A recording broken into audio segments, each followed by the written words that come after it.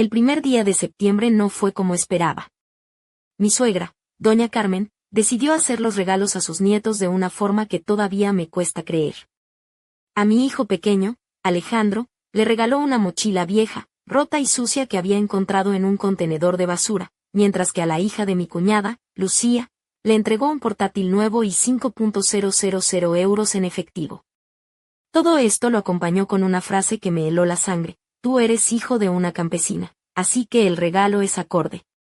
Sí, así, sin anestesia, como un balde de agua fría en plena cara, y lo más absurdo, lo que me dejó sin palabras, fue que esto lo soltó después de que yo, durante años, le hubiera estado dando 5.000 euros cada mes sin falta, como si fuera el pago de un rescate.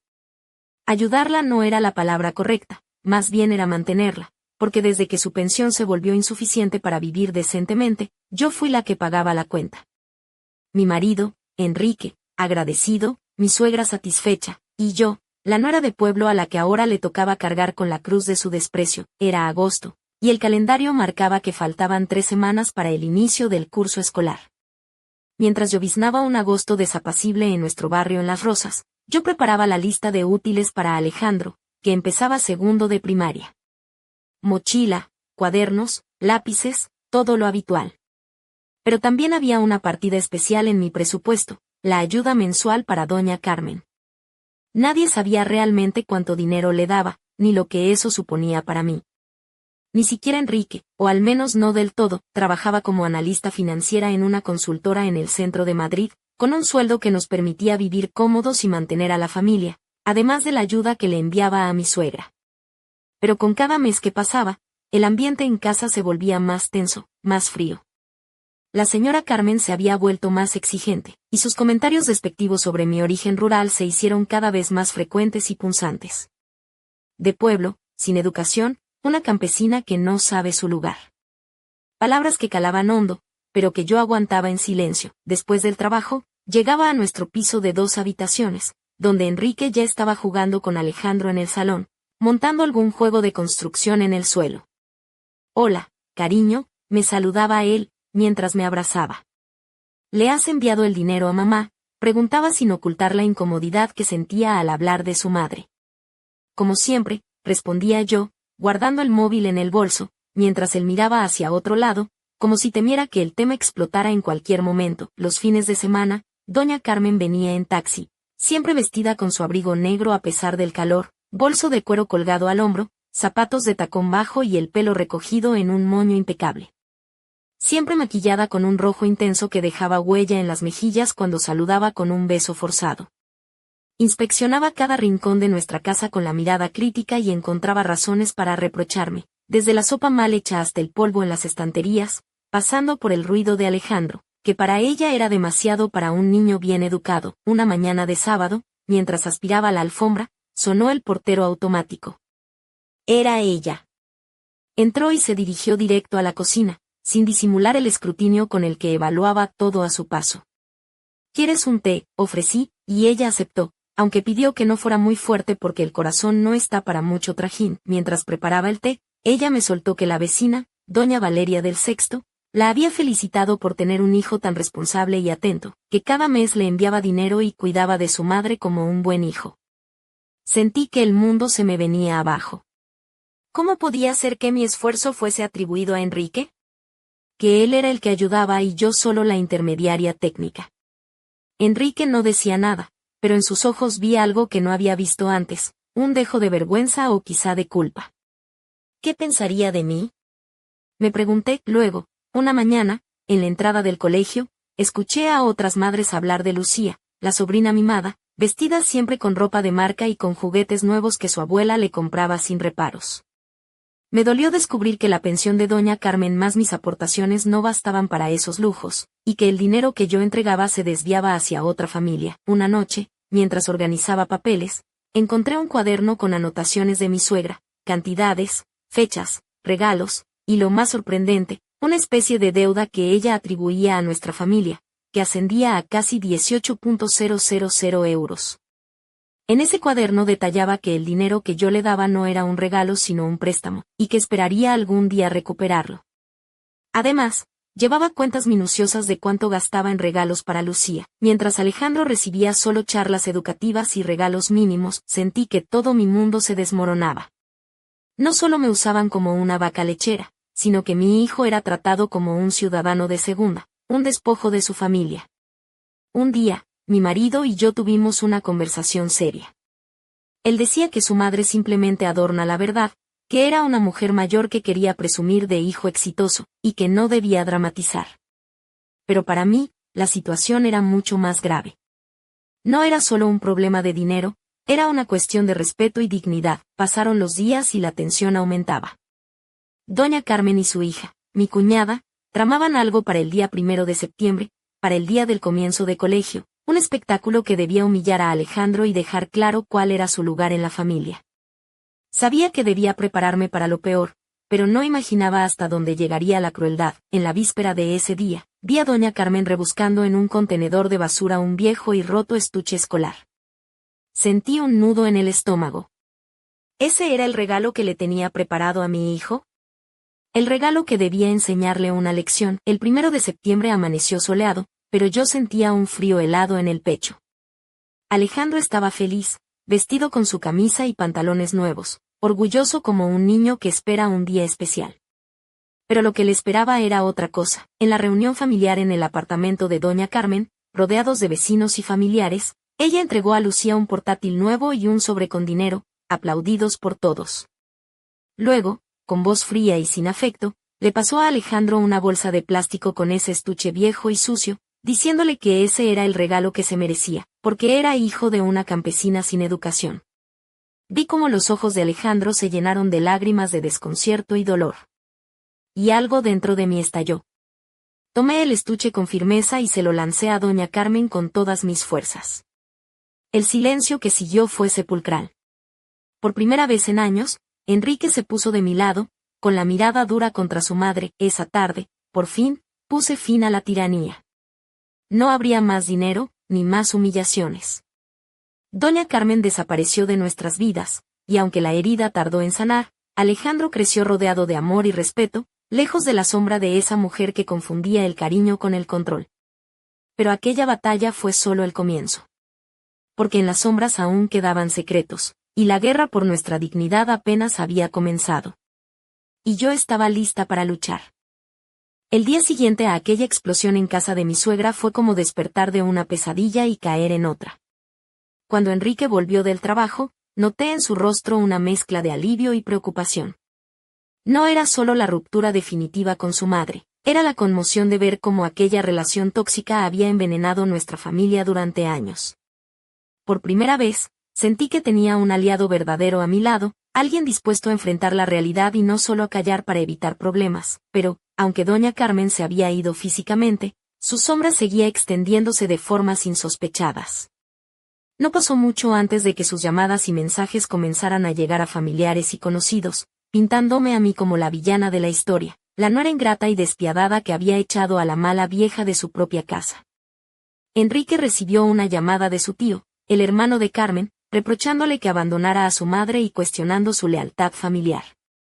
Pero esta vez, él contestó con firmeza, dejando claro que no podía apoyar el desprecio y la manipulación disfrazados de amor maternal. En el trabajo, yo intentaba concentrarme entre papeles y cálculos, pero mis pensamientos no podían escapar a la tormenta que se desataba en casa. Alejandro, a pesar de su corta edad, parecía entender que algo había cambiado, aunque no sabía qué ni por qué. Sus preguntas inocentes me perforaban el alma. ¿Por qué la abuela ya no viene? ¿Es que no me quiere?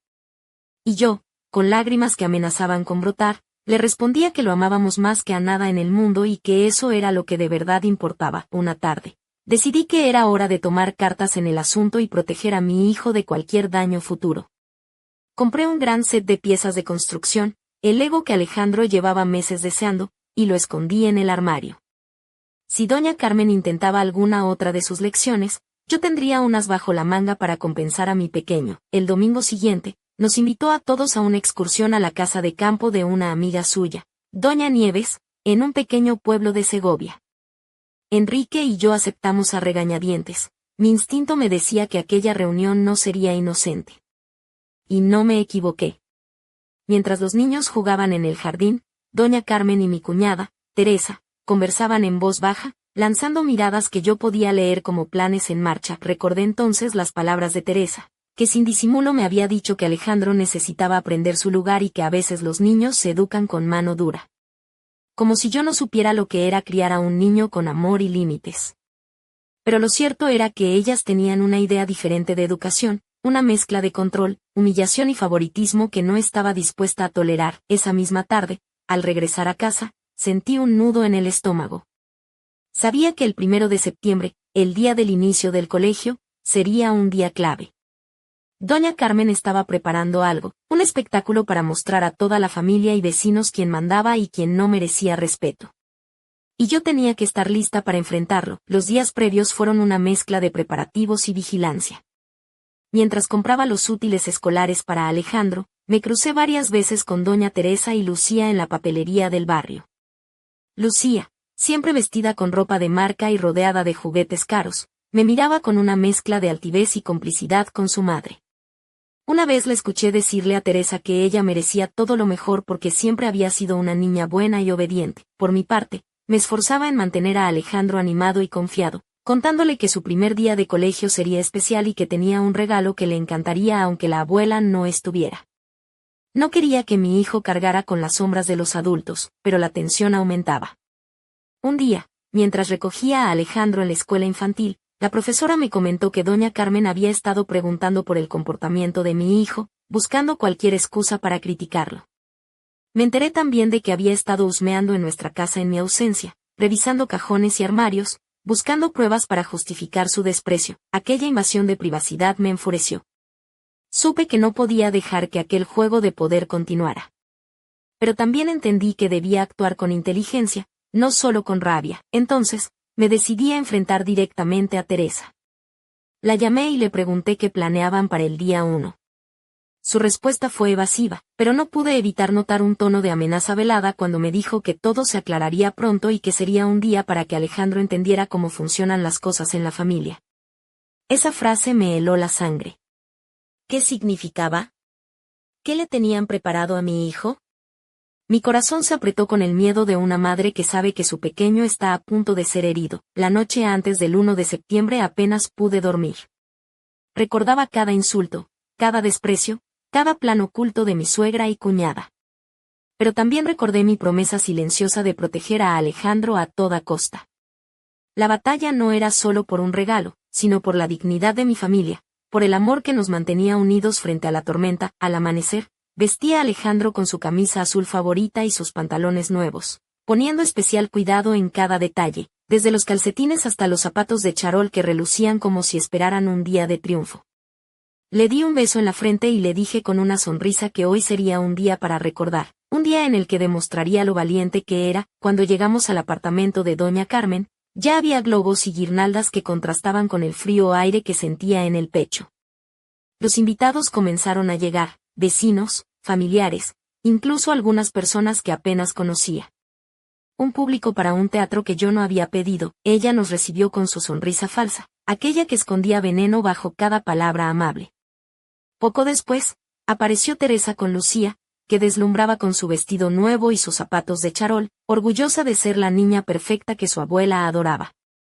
El evento comenzó con la entrega de un portátil nuevo y un sobre con dinero a Lucía, seguida de aplausos y elogios.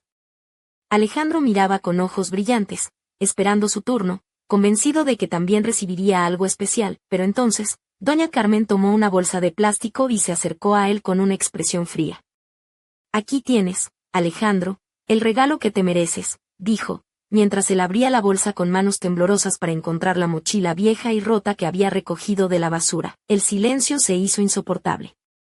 Vi el desconcierto y la tristeza en los ojos de mi hijo, y fue como si el mundo se detuviera. Sin pensarlo, me levanté, tomé la mochila y la lancé con todas mis fuerzas contra ella.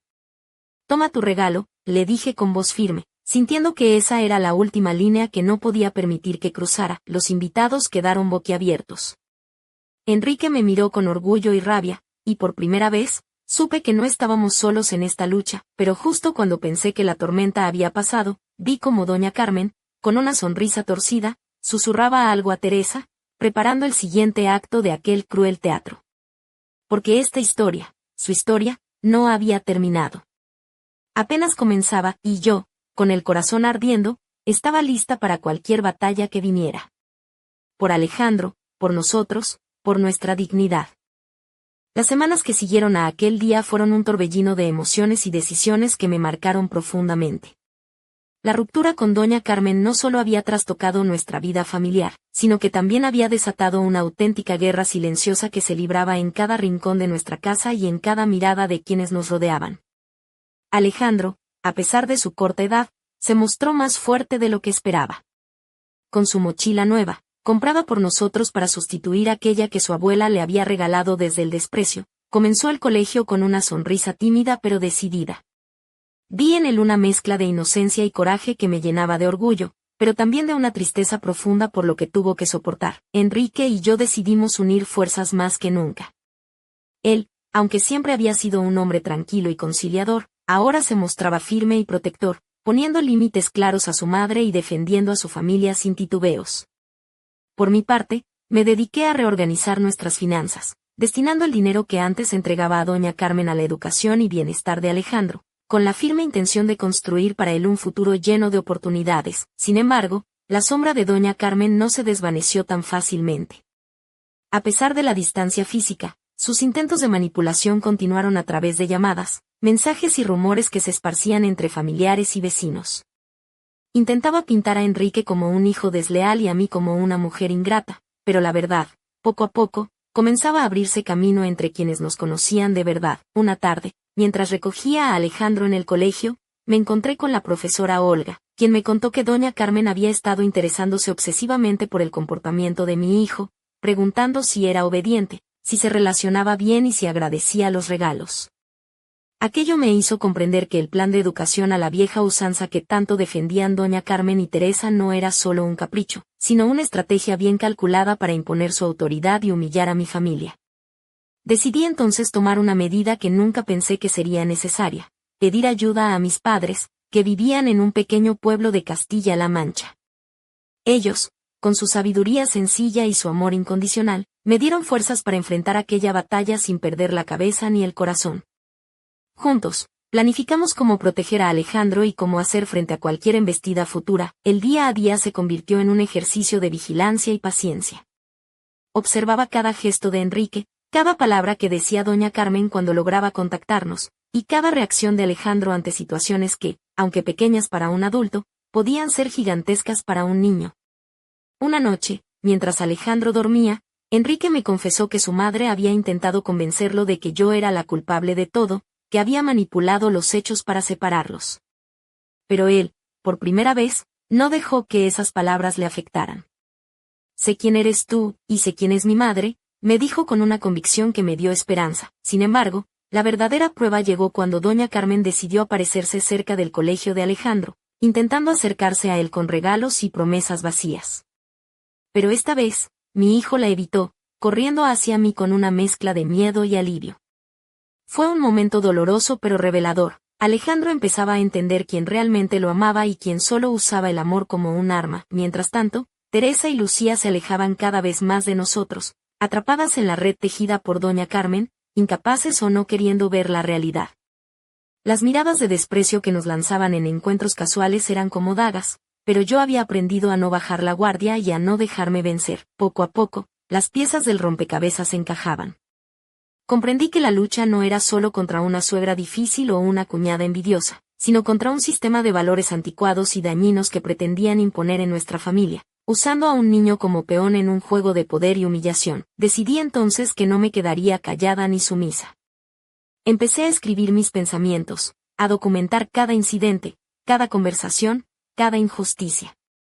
Sabía que algún día, estas palabras podrían ser mi escudo y mi espada en esta batalla que parecía no tener fin, y mientras Alejandro dormía plácidamente en su cama, con su mochila nueva y su sonrisa dulce, yo juré que haría todo lo que estuviera en mi mano para que nunca más tuviera que sentir el peso de la humillación ni la sombra del desprecio, porque al final, la verdadera fuerza no está en los regalos caros ni en las palabras hirientes, sino en el amor incondicional que puede convertir a un niño herido en un adulto fuerte y digno. Pero en el fondo de mi corazón, sabía que el camino aún era largo y que doña Carmen, con su resentimiento y su fría determinación, no se rendiría tan fácilmente. La historia no había terminado. Apenas comenzaba un nuevo capítulo, lleno de retos y decisiones difíciles, y yo estaba lista para enfrentarlo, sin miedo, con la cabeza en alto y el corazón lleno de esperanza. Porque esa era la única forma de proteger lo que más amaba, mi hijo y nuestra dignidad. Los días se fueron sucediendo con una mezcla de aparente calma y tensiones soterradas que no lograba disipar. Aunque doña Carmen había desaparecido físicamente de nuestro hogar, su influencia persistía como un espectro que acechaba en cada esquina, en cada comentario velado de algunos familiares y vecinos. Una tarde, mientras organizaba la habitación de Alejandro, encontré bajo su cama una nota arrugada que me hizo detener el aliento. Era una frase escrita con la inocencia de un niño, pero que destilaba el eco de las heridas que había sufrido. Mamá, ¿por qué la abuela no me quiere como la abuela quiere a Lucía? La sonrisa que siempre intentaba mostrar se quebró en 1000 pedazos. Fue un golpe directo al corazón, un recordatorio cruel de que las palabras y acciones de doña Carmen habían calado hondo en el alma de mi pequeño. No pude evitar sentir una mezcla de rabia y tristeza, pero también una determinación feroz. Sabía que debía protegerlo, no solo de las agresiones externas, sino de la inseguridad que crecía en su interior. Por eso, decidí que era momento de cambiar el rumbo, de recuperar la armonía y el amor que merecía nuestra familia. Enrique se convirtió en mi compañero inseparable en esta tarea. Dejamos atrás la pasividad y la resignación, y juntos trazamos un plan para reconstruir la confianza y la alegría que la sombra de doña Carmen había intentado borrar. Inscribimos a Alejandro en actividades extraescolares, lo animamos a hacer amigos, y sobre todo, le recordamos cada día cuánto lo amábamos y valorábamos, pero mientras tanto, las maniobras de doña Carmen seguían entre bambalinas. Su voz aún resonaba a través de llamadas a familiares distantes, intentando sembrar dudas y discordia. Sin embargo, la verdad tiene una fuerza imparable, y poco a poco sus intentos de manipulación se iban desmoronando ante la evidencia de nuestra unidad y amor. Un día, recibí una invitación inesperada, una reunión familiar en la que doña Carmen proponía un nuevo comienzo, un intento de reconciliación que sonaba más a estrategia que a sinceridad. Enrique y yo debatimos largamente sobre qué hacer. Finalmente, decidimos asistir, no para volver al pasado, sino para cerrar ese capítulo con dignidad y firmeza. La reunión fue tensa, llena de palabras cuidadosamente medidas y miradas que ocultaban viejas heridas. Doña Carmen intentó mostrarse conciliadora, pero sus palabras carecían de verdad. En un momento, alzó la voz para recordar los errores que, según ella, habíamos cometido. Fue entonces cuando, con calma y sin levantar la voz, le recordé todo lo que habíamos vivido, las humillaciones, las mentiras, y cómo habíamos luchado para proteger a nuestro hijo. Los presentes quedaron en silencio, y por primera vez, vi en la mirada de algunos familiares un reconocimiento tácito de la justicia de nuestras palabras. Enrique tomó mi mano, y juntos dimos un paso hacia adelante, dejando atrás los fantasmas que nos habían perseguido. Al salir de aquella reunión, sentí una mezcla de alivio y esperanza. Sabía que el camino no sería fácil, que aún quedaban heridas por sanar y desafíos por afrontar. Pero también sabía que, por primera vez en mucho tiempo, estábamos libres para construir nuestra propia historia, lejos de los juicios y las imposiciones de quienes no entendían el verdadero significado del amor y la familia. Esa noche, mientras Alejandro dormía plácidamente, me senté frente a la ventana y observé las luces de la ciudad, pensando en todo lo que habíamos pasado y en lo que aún nos esperaba.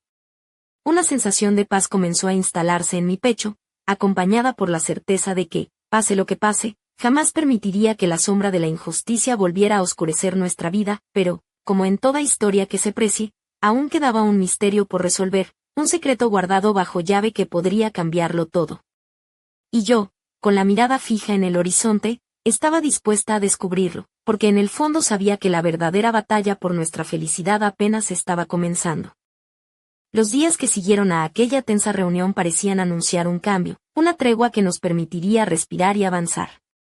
Sin embargo, bajo la superficie de aparente calma, sentía como algo latía, oculto y peligroso, esperando el momento justo para emerger y sacudir de nuevo nuestra vida. Alejandro volvió a sonreír con más frecuencia, y eso era un alivio inmenso para mí.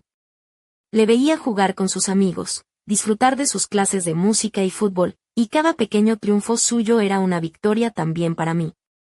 Pero a pesar de esos momentos de luz, la sombra de doña Carmen seguía proyectándose en mi mente, como una amenaza silenciosa que no podía ignorar. Una tarde, mientras buscaba unos papeles en el estudio, encontré entre las carpetas un sobre sin abrir que llevaba el membrete de un despacho de abogados. Mi corazón se aceleró y, con manos temblorosas, abrí el sobre. Dentro había documentos legales que implicaban demandas y reclamaciones económicas que doña Carmen había iniciado contra nosotros. No solo reclamaba una supuesta deuda por la ayuda que le habíamos brindado durante años, sino que además pretendía cuestionar nuestra capacidad como padres y poner en duda la custodia y bienestar de Alejandro. Sentí que el suelo se abría bajo mis pies. Aquello no era solo un capricho ni un acto de venganza. Era una guerra calculada y despiadada que amenazaba con destruir todo por lo que habíamos luchado. Pero esta vez no permitiría que el miedo me paralizara. Enrique y yo consultamos con abogados y nos preparamos para defendernos con todas nuestras fuerzas. Mientras tanto, doña Carmen intensificó sus visitas a la escuela de Alejandro, esta vez no solo para husmear, sino para sembrar dudas entre profesores y compañeros, insinuando que su bienestar estaba en peligro. Recibí llamadas inquietantes de la directora y de algunos maestros, preocupados por rumores infundados que corrían como fuego en pasto seco. Fue un golpe duro, pero la respuesta de nuestra familia y amigos fue inmediata. Recibimos muestras de apoyo y solidaridad que nos dieron fuerzas para resistir.